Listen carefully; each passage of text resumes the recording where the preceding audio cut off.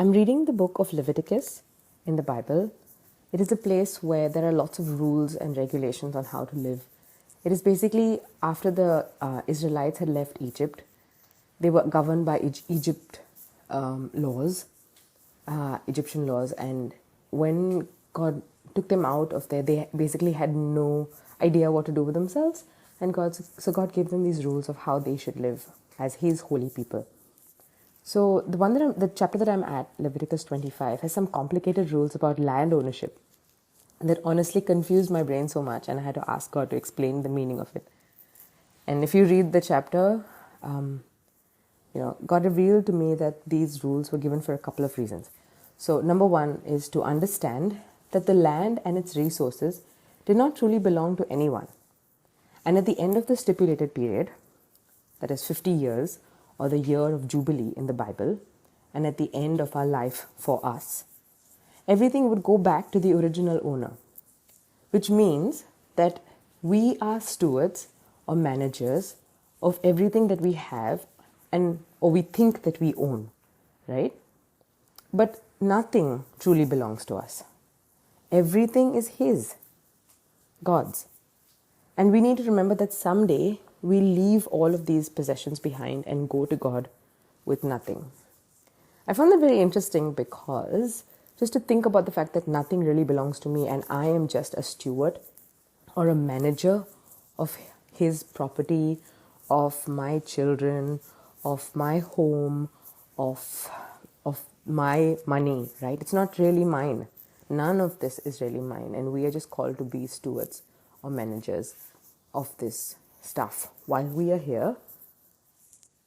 And so the second laws, or the second thing that was given, is that the fact that widows, orphans, physically disabled people, and the poor were to be treated with kindness. The community had a responsibility to look after them and to provide for them financially. To think of them as part of us, part of the community. Us, not them. When we look around today, there are many people we think of in terms of us and them. We then find ways to protect us from them. We talk ill about them and consider us to be more righteous than them or victimized by them.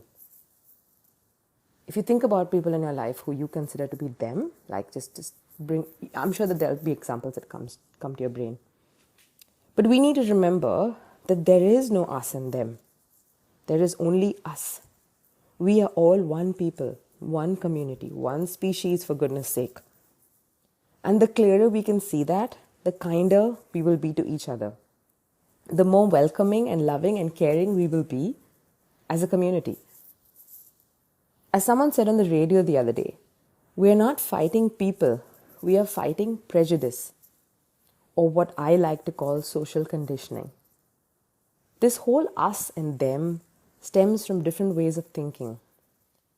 And so much of that different way of thinking is decades of social conditioning and prejudice.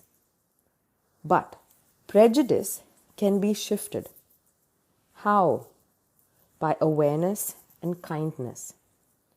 When we talk to people about these prejudices, we approach them with love and kindness and openness to hearing their side of the story. That is where small shifts, small moments of magic happen. What are the prejudices that you are fighting against? How can you change these prejudices while still loving the person? I encourage you to think about this